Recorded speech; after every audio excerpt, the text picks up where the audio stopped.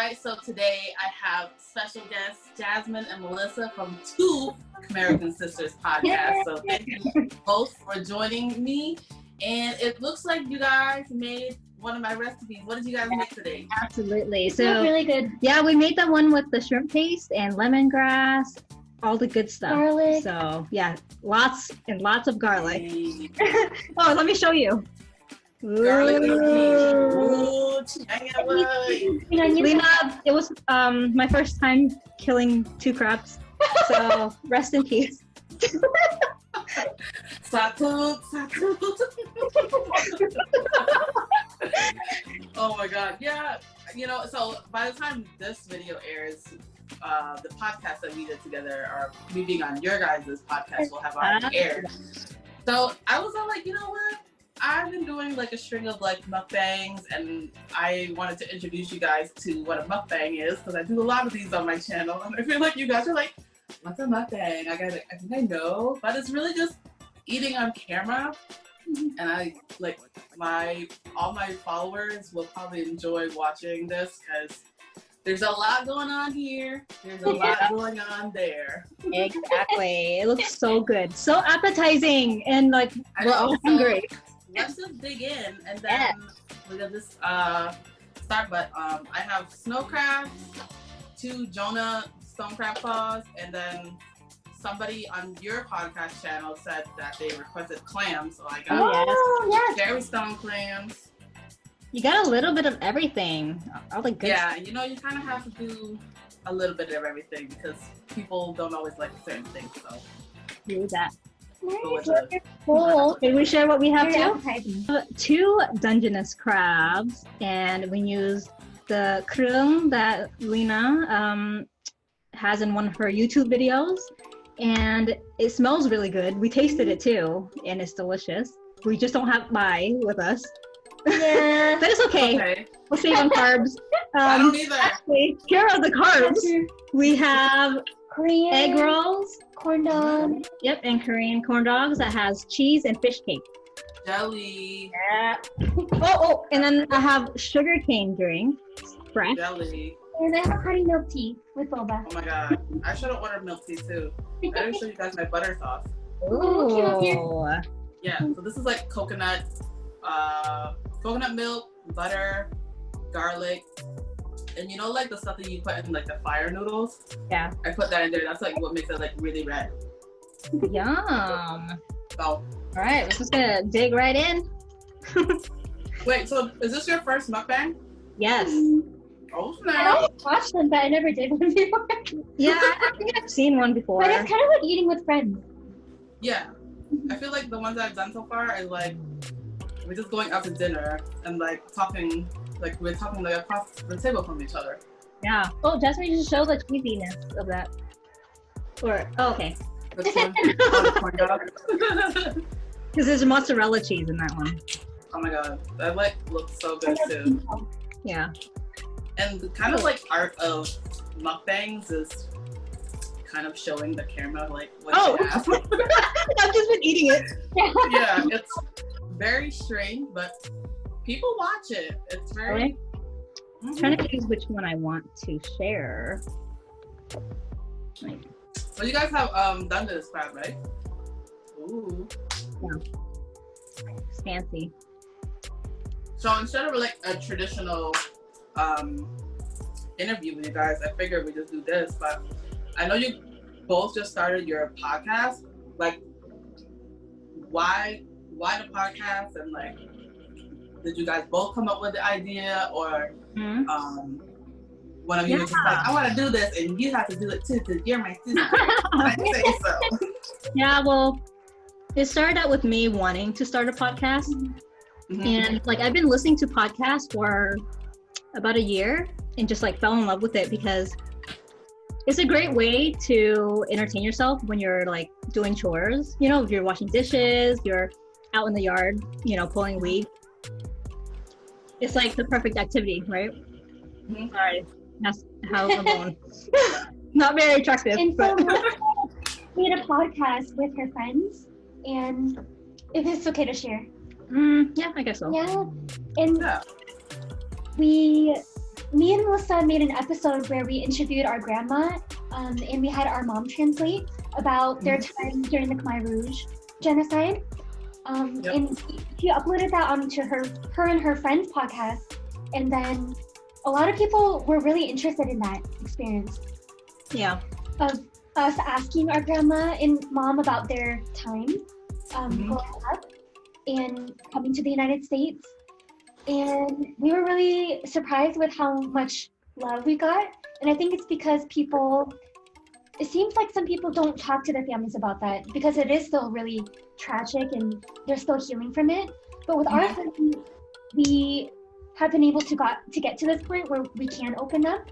So the episode was successful, and then we decided to do a Black Lives Matter episode, and things happened with her friends where I guess we learned that they didn't agree with Black Lives Matter. So that's when me and Melissa decided to start our own podcast show. Yeah. Okay. But I wanted to go back to the first episode.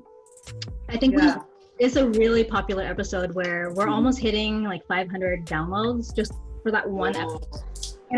And we had more downloads before when I started the first podcast. So I think to total it together, 1,000 people have listened to it. And it's because our mom shares these stories in a really interesting way. Yeah, I listened to the first one. Yeah. The first episode, I really like that one. And yeah, she does have like a sense of humor with everything. She does, yeah. Even it's like dark humor, but she shares about the leech story where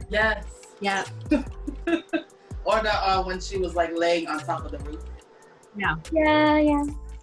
So our mom has always been like that, even when times are tough, she's able to laugh about it. So we hope that people got a lot from that episode. We just wanted to start a podcast to share our stories and experiences because there's not a lot of Khmer people out there in social media.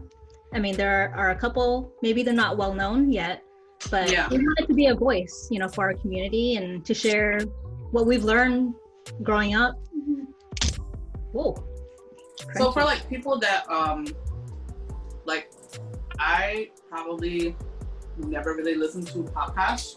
I think Banh Chronicles, who you guys interviewed, I met Randy in person in Chicago, and his podcast was the first one that I listened to because he's my friend. I listened to it. Listened to Hella Shalai. I listened to you guys'. And I think one of the reasons I listen is because you guys are Khmer, and I like to hear your experiences and everything. Oh, thank you. So, what would you say is, for somebody that's listening to your podcast, for the first time, what would you want them to know? Well, our podcast touches on meaningful topics. So, we've talked about, sharing our family stories, as well as sharing about how we break stereotypes as Asian female leaders in the workforce, like me being in the corporate world, Jasmine being in education. We talk about beauty standards because it's so different, in the Western world versus in Asia, because there are different beauty standards and expectations. So I think that one's a popular episode too among women. I've listened to that one. That one was good. Yeah. Because it's true. I don't want to if you want to listen to it, but as a preview, they talk about how we grow up as it's not good to be dark. You know what I mean? Right. For us. Yeah, and then I've always been so looking up to white female role models. Actresses and even people at my school. The cool kids are normally Saw. So. Right. And then I've always wondered, why is my hair so thin? And why can't I braid my hair like them? Why doesn't it look the same? Or if you go buy makeup, it doesn't really, if you buy fake lashes or something, it doesn't even match your eyes because eyes are smaller. That's so true. Can I just say I told you guys I went to school for theater, and I bought what I thought was supposed to buy. They said when you guys go to the bookstore, so when you start your first year, you buy your makeup set at the bookstore. Yeah. I bought it, right?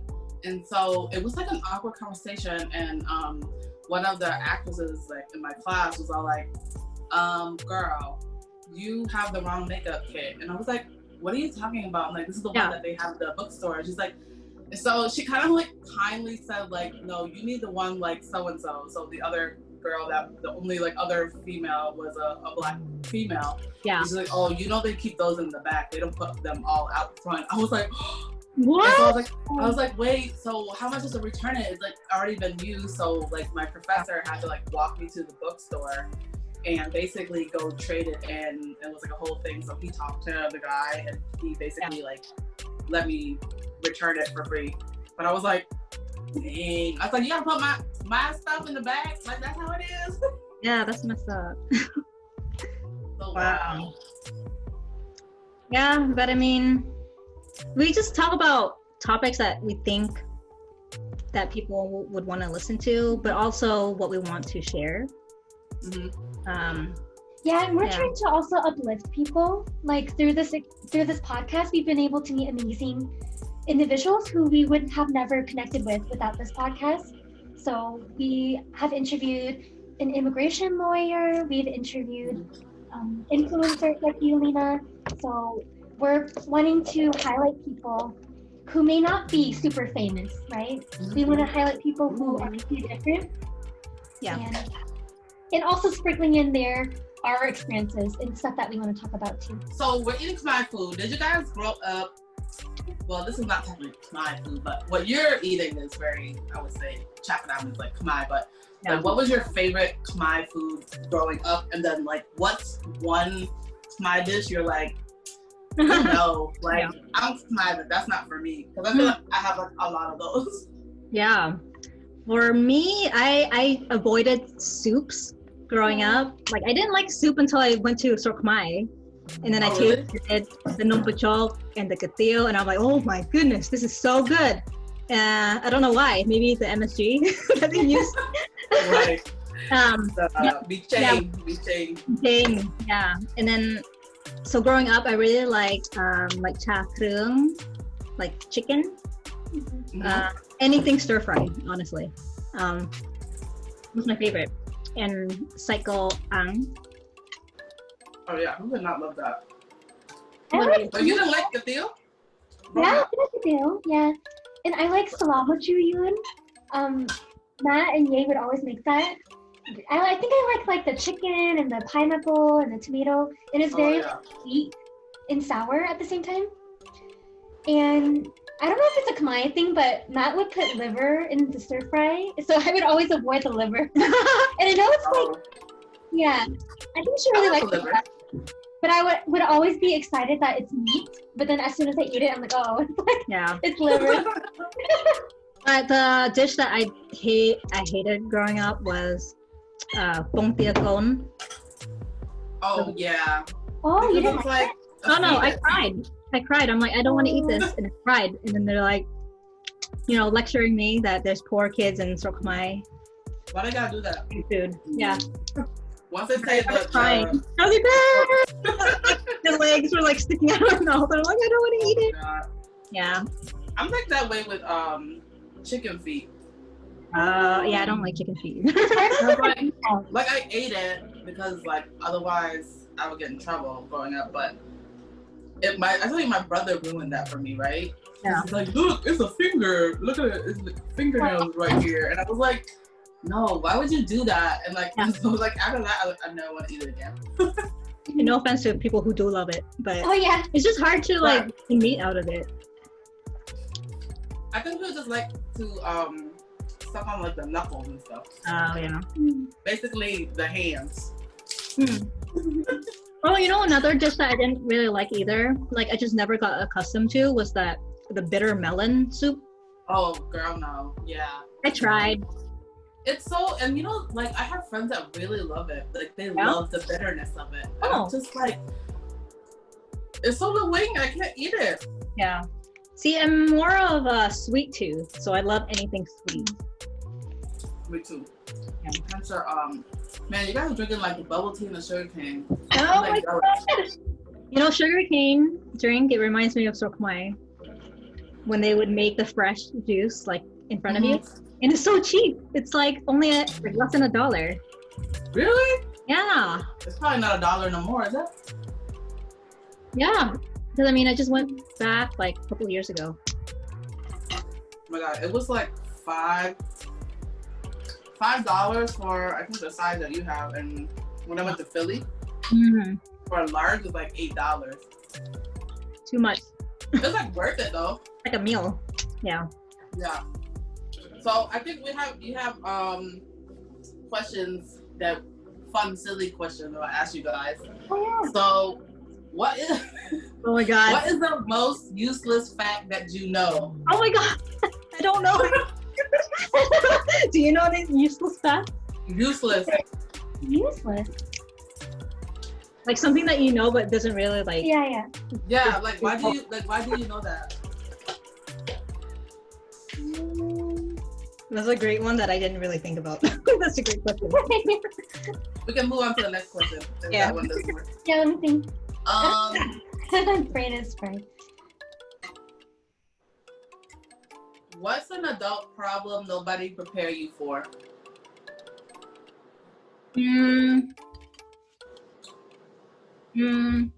Hold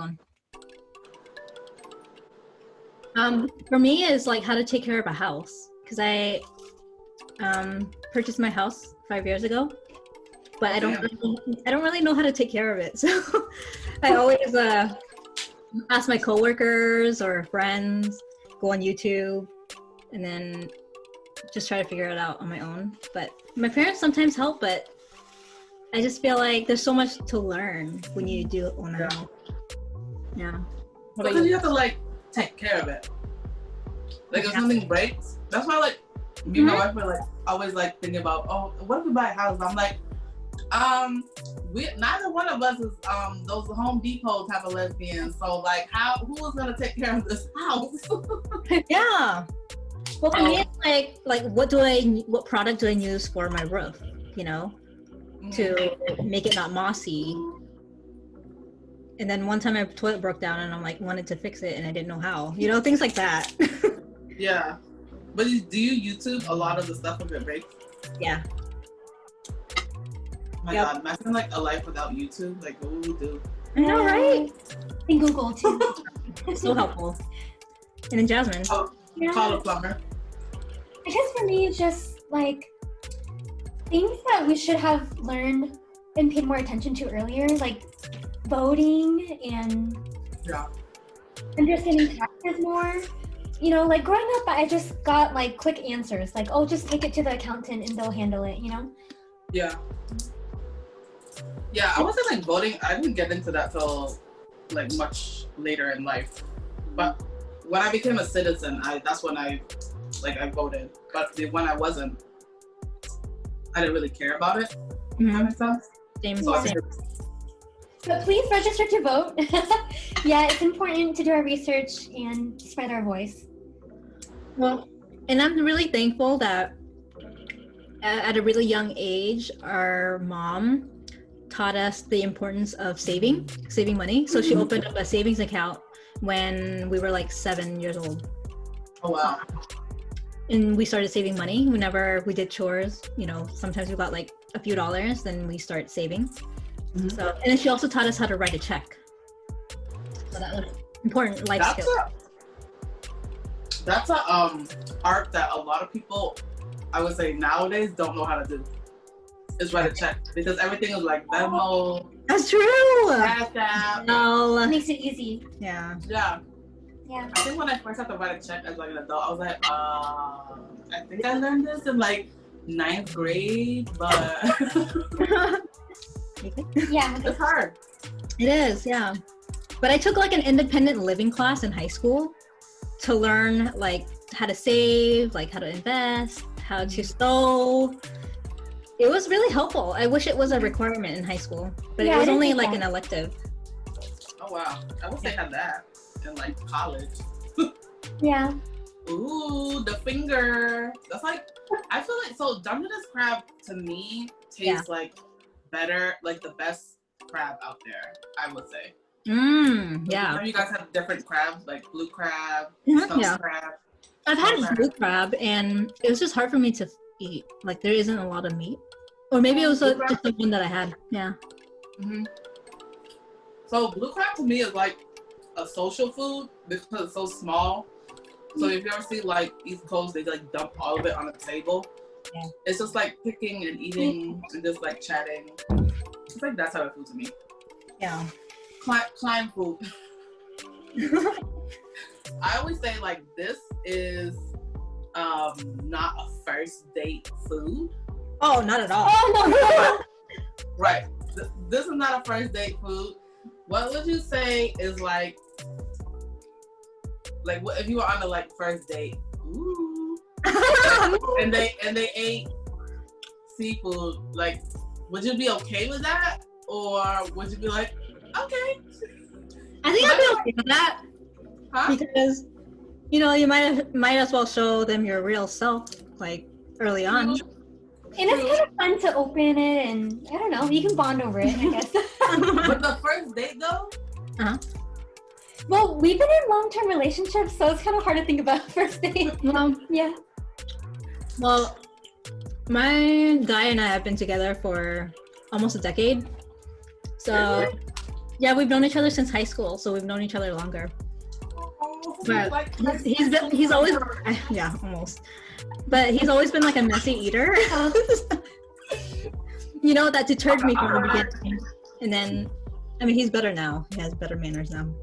Yeah. But, you know, it's not really a deal breaker. Yeah, maybe it's not the best for first date because you'll probably get dirty, you know?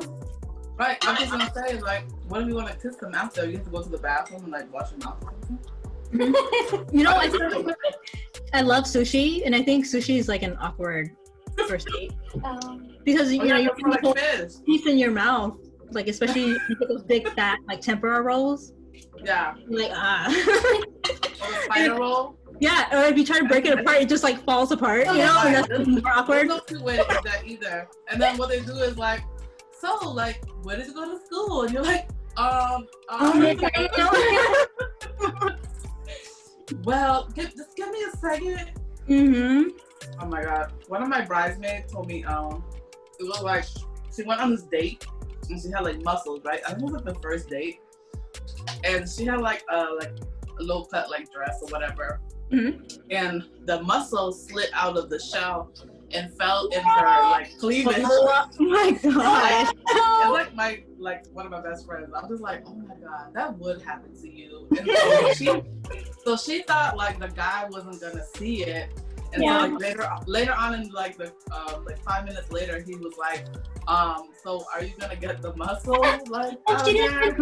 And so she's like, oh yeah. Maybe you didn't see, but I guess you did. That is hilarious. Yeah. I would have ignored it too and just pretend it didn't happen. Yeah, I would have been like, oh, I'm awkward. That's unfortunate. Oh, the crunch. Mmm. Oh, can you hear the crunch? Yeah. Mmm. ASMR too. Right. I know you don't like the the food sounds. Oh, you don't? No, I think it's like if it's only like ASMR, I cannot listen to that. If it's like the entire video is ASMR, I'm like, no. I'm hearing people talk, like tell their stories and things like that. So This is pretty good. Yeah, I like it a lot. I like the cheese. It's really good. where did you get that? Is can you buy it in the store or no? Yeah, you can. So I think I bought this at H Mart. Oh, I need to go to H Mart then. It's like in the freezer section. Yeah. So that leads me to my next question. What tastes better when it's deep fried? Everything is good when it's deep fried. Yeah. Feels so bad for you though. But you know, like when I went to Vegas, they deep fried like Oreos and Oh my like gosh. Hostess treats, and I don't know. I think that's too much, you know, because it's Yeah. already bad, and then you're making it worse. Yeah. A heart So attack. fried Oreos they're interesting. I had one at FDR Park in Mhm. Philly, and I didn't know like it was that. I was like, what is this? I thought it was gonna be like a fried like beef ball or something. Huh? Oh, it was a fried order. It was really good, but I was like, I felt really bad after like eating it. I was like, oh god. It's like sugar and fried. Mm. So. Yeah, anything fried is pretty good. Like Fried ice cream is really good. Oh yeah, that's right. Mhm. Yeah. Fried tempura green tea ice cream. Mhm. Mm. It's already good, but yeah, it's a different experience. Mm-hmm. Mm. I've been like so hungry. I've been waiting to eat like this whole meal. The food got delivered at like 11 o'clock this morning. I was like pulling on the bag. I was like, oh my god, I want to eat it now. I wish we can like share food. No. No. You guys Transport have to make a trip to New York City sometime. Yeah, I mean, we'll let you know the next time we go there. Have you guys gone? Mhm. You have? Well, I haven't. Justin has it. Yeah. But I have like 3 or 4 times, and it's because I went to school at Syracuse University. Oh, really? Going like to the residency programs from Seattle. Where did you guys both like? What was your degrees in, and like where did you both go to school?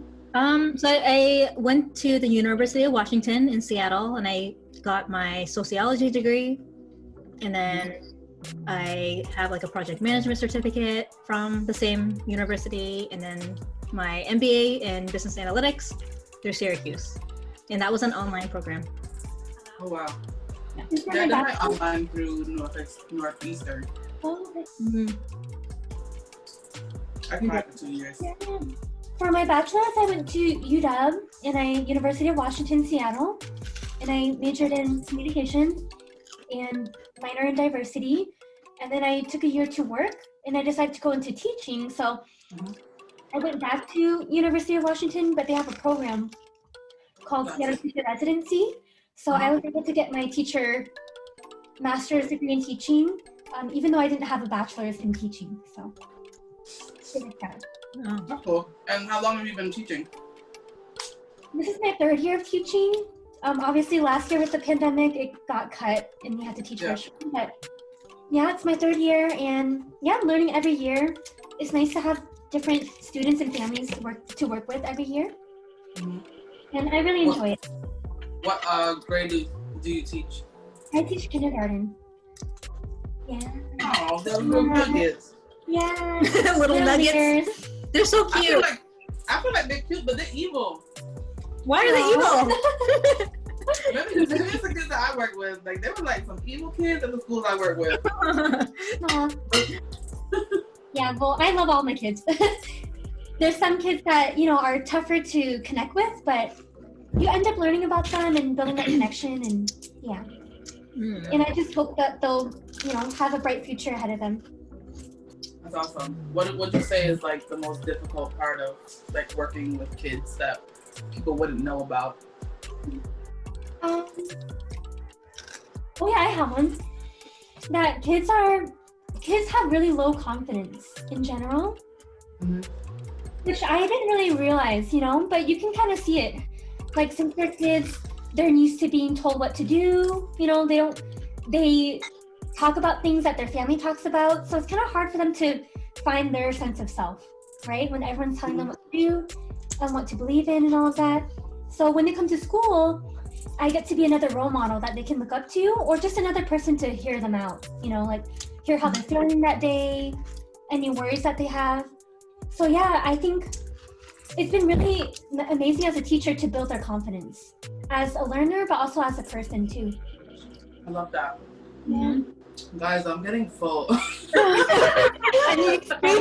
I was like, oh my god, I should eat the I'm slower. like, has only been like 20 minutes or something. I'm like, oh god, like. Oh, okay. Let's do a shout out to Kemusa. Oh yes. Oh yes. Kamusa. Oh yeah, I love that shirt too. Like, Yeah, I love it. What's good about their shirts too? Like it's really soft. Yeah. Sometimes you get like a shirt and it's like super rough. And when I first got it, I was like, oh my god, thank God it's soft. Like, because I'm like very picky. You guys, I mean, I don't know if you guys watch my channel or whatever, but like I have all my episodes are I wear like t-shirts. Yeah. So I'm very picky about what shirts I wear because I'm like, oh, I guess I could wear that one. I haven't like worn it, but I'm like, it feels like not either too snug or too rough or whatever. Do you guys think that you'll get your own like two Khmerican sisters like t-shirts at some point? Wow. We were talking about it. Maybe in the future with our logo. We would love to come out with something if we get that big. Yeah. It's just like hard to think about that right now since we just started out just 2 months ago. So that would be really exciting if we could create our own merch. Merch. Yes, in demand. You got merch. Our merch. We'll let you know. Yeah. So I have this. I can't crack it. It's too like. There's some way it's hard to get it. Be careful. Yeah. This. Yeah, the files are really hard too. It's like too. I don't know. I twisted like one side. Maybe that can help. Yeah. Get some leverage. Yeah, maybe because I've never had these, so I'm sorry, viewers. You guys is gonna not see what it is. These are expensive. What is that? Oh. What kind of donor crab claws? What? Donor? Jonah. Jonah crab? Donor. Yeah, it's a donor crab. No, it's like really hard. It's more thicker than the stone crab claws. But I guess that makes sense why when you get them, they sell like the hammer thing. But how many types of crab have you had like to eat? Or how many types? Yeah, how many types? I feel like I've had all of them. If it's like soup, if you can get it in the store, I've probably had it. But like any like rarity that somebody's probably like, oh, but she never had this like, scorpion crab or whatever. Not that there is one, but I feel like I do like the snow crabs very rarely, but I like it with like Cajun sauce. But a lot of times you see me eat, I eat with like Khmer, like gokong, like dipping sauce. Yeah. Or like fill. But I like the style that you guys have too, the cha, like one, because I feel like there's like a lot of flavor. Yeah, a lot of flavor. And I can't always eat rice on camera because it makes so full. Yeah. Usually if I say at the end, I'm like, okay guys, I'm gonna eat them off camera. I'm like really shutting everything down to the bowl of rice. I'm like, oh my gosh, I'm getting full. Yeah. Wow. So. It feels like we're having dinner with you. It's so interesting. I know, that's what I'm saying. My first time doing something like this. You guys know Voracious Market? She's over where you guys live, right? Oh. We honestly don't really know anyone in the community because we haven't really been like putting ourselves out there. So we're just getting to know everyone again. Oh, okay. I think Jasmine's completely new to the community. I joined the Cambodian club at the University of Washington, so I know some people, but I haven't really kept in touch with them. And where we live, it's not a really big Cambodian community, at least in the city that we're at, the part of the city. So yeah, for a long time we were kind of focused on our studies and surrounding ourselves with people in our career. But now we want to, get in touch with the Cambodian community. It's kind of hard with the pandemic because we would love to go to the Khmer New Year show, the Khmer New Year parade, and be more involved. So hopefully as soon as the pandemic's over, we can go out and meet people. Yeah. I think that's normal. I think when I disappeared, like when I first started my channel, I went to go focus on the South and things like that. And probably would say in the last couple of years, being on social media and more active is probably kind of like where you guys started. Oh yeah. I probably didn't know like a lot of folks, but once you meet like one connection, you meet this person, this person, this person. So I feel like in the next year, you guys will have merch. We're like, oh my god, you want to buy my shirt? I'm like, sure. And I hope that we can keep up with the momentum because we're just basing things like week by week, and like we've just been really shocked at the positive feedback we're getting. Like in meeting so many people who are so supportive of our project, it feels really good because we're putting a lot of time and effort into making the podcast, building our website. And it's interesting to get followers who say that someone else recommended us. Yeah. Like, we think that's really, like, we just kind of see the numbers, but to realize like there's that many people following us and supporting us and know about us, it's been really interesting. Yeah, definitely. Yeah, but we're excited about like the engagement that we've been having. People really get to know who we are, and yeah. Well, you guys are also young too. Lena, I'm not that young. Jasmine's young. We're 7 years apart. Yeah, we have. I look young. No, I'm saying like you both. I mean, you both look young, so people are gonna follow you regardless. Yeah. I'm attract like the grandma, the yays and stuff that watch my channel. They be like, oh, really? Oh, here she go again. Yeah, I think we're like only a couple years apart from each other, but I guess we're both millennials. Wait, are you considered millennial too? I don't know. Yeah, I don't know either. Yeah, millennials like 84 is technically millennial, but then there's like the Gen X, which I don't really necessarily fit in, but I identify more with like millennial. But I don't agree with that. I am the stereotypes of a millennial. You have to be careful with that. But you know what I'm talking about? Like I feel like now in the professional world, I manage a lot of Gen Z kids, and I'm like, bruh, like this is how you email. Right. You open it up and you do it like this, but it's really weird, you know, you get older and you see like the trends kind of change in the professional world, and they're just not, people aren't getting, you know, what we were necessarily trained when we were like growing up too. So I think I almost want to feel like email is like a lost art, you know?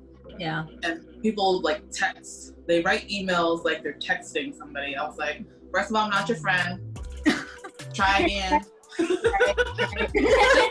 Hi Lena, Karma, body email, and then that's really. Yeah, like I didn't start to realize how old I was getting until I started like mentoring interns. I was always used to being the young person in the room. Yeah. And now I'm not. So it's just a different feeling. Oh, welcoming. But yeah, like interns have, you know, you're there to help coach them too, because they're new to your industry, they're new to the position. And yeah, I've had to coach them on like what to do, how to send emails, like you know, just like all the basic things that you should know when you start a professional career. For me, it was really weird. It's that imposter syndrome, but being a teacher, I am younger than my parents usually. So, but I am their child's teacher, so I kind of had to just pretend like, you know, I knew what I was doing and that they can trust me. So that was like a weird transition for me, because I have to be like very confident with myself. And even though I was still trying to figure things out, and I still am figuring things out, but I guess with more experience, I feel more able to kind of handle it without worrying so much.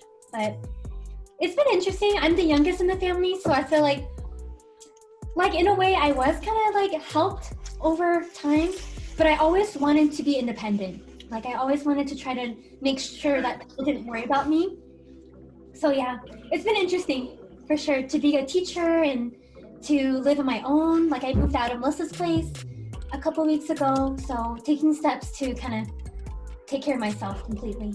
Yeah. Because I always have people there for me saying like, oh, we can help you whenever you need, you know? She's pointing but at I'm me. trying to like, you know, have my own life. So that's like a trick question. Because then everybody needs help. You're like, oh man, I can't actually help you because I'm helping everybody, like 5 other people at the same time. Did you guys at some point live together or no? Yeah. You did? Okay. For like 2 years. Yeah. Oh wow. Yeah. Good or bad thing? Yeah, it's like a really positive thing, because you know this came out of living together. Yeah, and growing up, Melissa, well, we had that 7-year gap, so Melissa would always be off with her friends, like doing her own thing, and I just kind of saw her like an older sister that girl. Yeah. Well, okay, so when she was born, I took care of her because her parents worked. So I remember changing her diapers and like watching her while, Aww. you know, like Yeah. I was the babysitter, even though I was 7 or 8. Mhm. Girl, Yeah. we all have to raise somebody in the family. Right. And then when late middle school or like when I started high school, that was when I like stopped talking to my sisters because friends were more important. And then I started hanging out with friends, started having boyfriends, you know. So and throughout college, like I was kind of nowhere in sight. But she always gave me stuff, you know, here and there, and took me out places. But yeah, we weren't really close, honestly, like growing up. Mm-hmm. But I feel like I moved in with Melissa when I was starting my teaching career, when I started studying in school again. And we got a lot more closer because I think like our ages are closer, like in the stage that we're at. Like we're both kind of working and we have relationships and we like similar things now. So I think we've been able to bond over the past years. Yeah, like we're at like a similar life stage. Yeah. You know, we both don't have kids yet. We're not married yet, but we're in Are you okay, long-term by the way, Lena? relationships. I know. Are you okay? Oh my god, I'm sorry. I was like, y'all keep talking, but I'll probably watch the footage later. It's probably gonna be like me putting a text like, I'm dying. I have to hold myself together. Yeah, I wanted to keep going to like distract people from looking at you. Yeah, that's true. I'm like, oh god. No, You know, the freaking spice something, you know, when you swallow at the wrong time, and I was like, I was like, I saw that too, and I was like, oh shoot. my eyes are watering. I'll probably like zoom in on my eyes like later. I'm Okay. like, dang. It's all good. I'm okay. Thank you for checking in on me. But yeah, similar stages. yeah. So we're at the same life stage, and oh man, that's so crazy, right? Yeah. In regards to your like podcast, I think I'm just gonna like pause on food. I'm like so full, you guys. Yeah. Don't feel like you need to keep eating because I'm eating or whatever. That's like probably wrap it up too. Like for being Khmerican or Khmerican, what's the like actual like wording or pronunciation? Like Khmerican, like Puerto Rican. Oh. Khmerican. Because I just Got it. Yeah. It's like you guys. I feel like you guys are like proud to be Khmerican, and like I am too. But I know that some people like aren't about that life, and you know, kind of like look down on Khmericans or things like that, or like feeling whitewashed or whatever.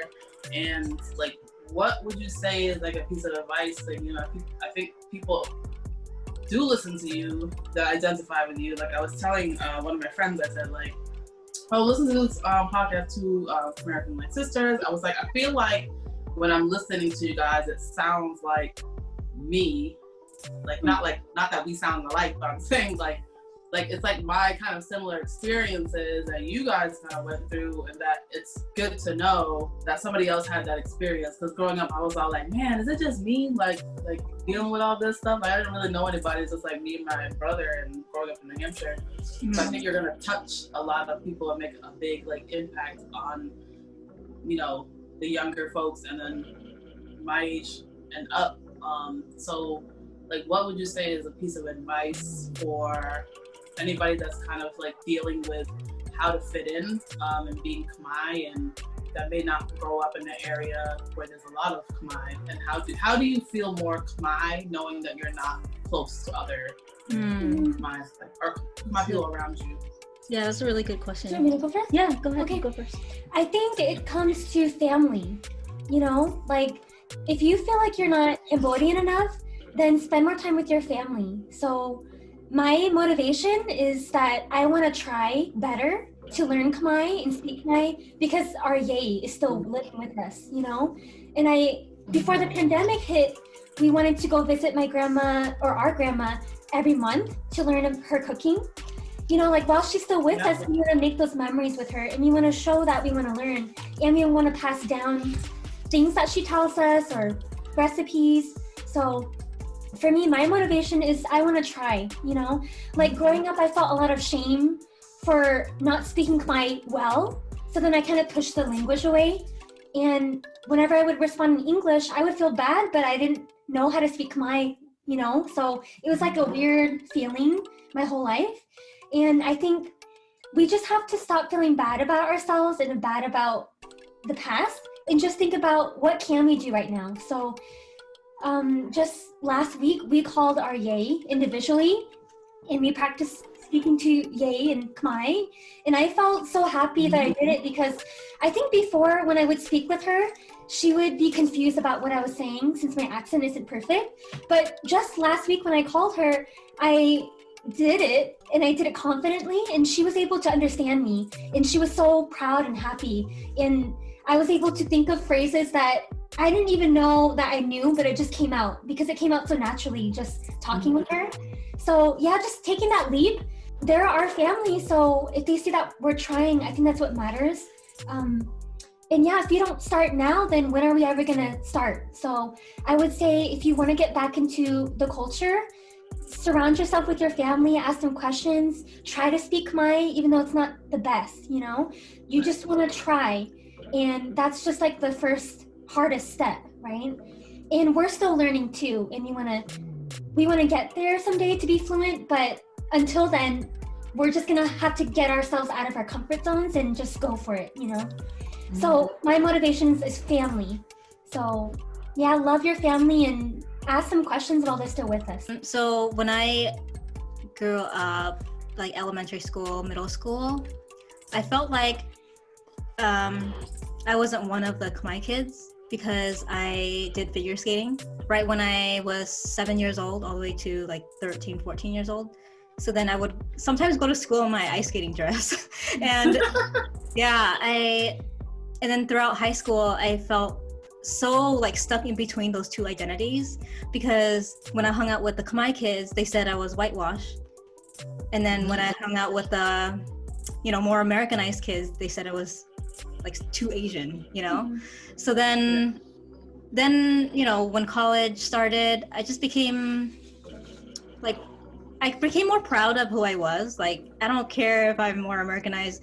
I just want a good job. I want to be successful. And that's what matters to me most. And, you know, if they look down on me, this is not their life. And I'm going to be the one who has a great job. I was really disappointed in high school where I was one of the very few kids going to college. And everyone else around me, like they could have had a full ride to go to college if they had just applied to go to college, but they didn't because they didn't believe in themselves. They didn't have any motivation to, like their parents didn't encourage them to go to college. So when I went to college, like I was nervous because I was the only one from my high school. So I didn't know anyone.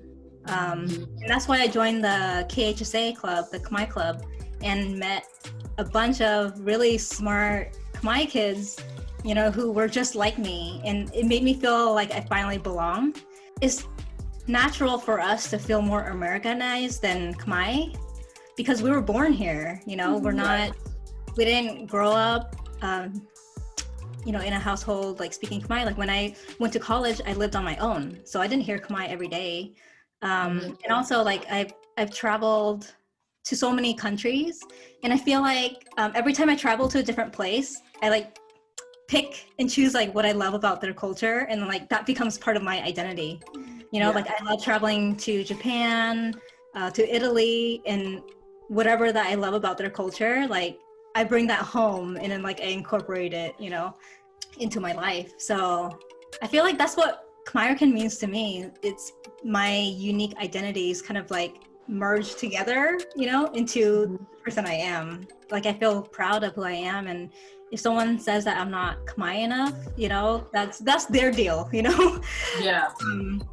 Because I feel like I've done so many things in my life to try to get in touch with my Khmer roots, like being a part of the Khmer club, like performing classical dances, being a part of the New Year show, going to Sro Khmer by myself twice, you know. So I think it just means differently to everyone, you know, and it's based on all your experiences growing up. Yeah, what does it mean to you, Lena? Oh, I'm so glad you asked.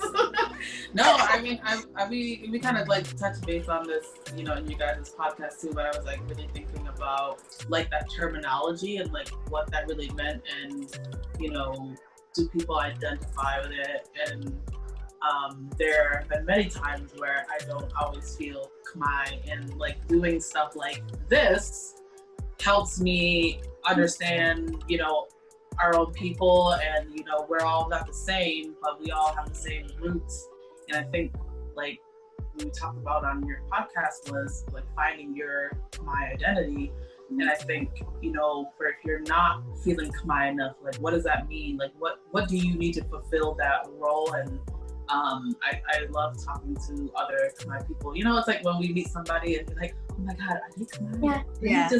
Let me just go get these noodles and see if they are. Like, oh, you know? Yeah. I'm like that, totally that cream, and I'm like, oh my God, I thought maybe you Khmer because I heard you talking Khmer before. Yeah. But I think it's like, I think we naturally kind of connect to one of each other because there's not like a lot of us. Yeah, I think I'm just always curious, and I like to know people's stories and where they come from. So I hope that other people you guys are on a social media platform, like ask your questions to both of you. Ask me, ask whoever, you know, if people respond. I think you guys are pretty good about responding to direct messages and things like that. And we love them. So yeah, so that's how I learn from other people, is through their experiences. And there's not an opportunity to talk about it other than, I mean, generation now is social media. So it looks like we are done and we are full in our bellies. I don't know who ordered all this food. Leftovers. Yeah, I feel like I'm gonna like pack this in like Ziplocs. Yeah. I'm definitely not gonna eat this off camera. It looks delicious. I feel like I ate a lot, and it's still here. Oh my gosh, you ordered a lot of seafood. I know. It's okay. I have to, I'll probably eat this tomorrow too, so. But thank you both for being a guest on my channel, and I hope that your first mukbang was an experience. Yeah, it was really cool. Thanks for inviting us. Thank you so much for inviting us. Of course. Hopefully we'll have you back again soon, and maybe we'll dig into like another type of food. Right.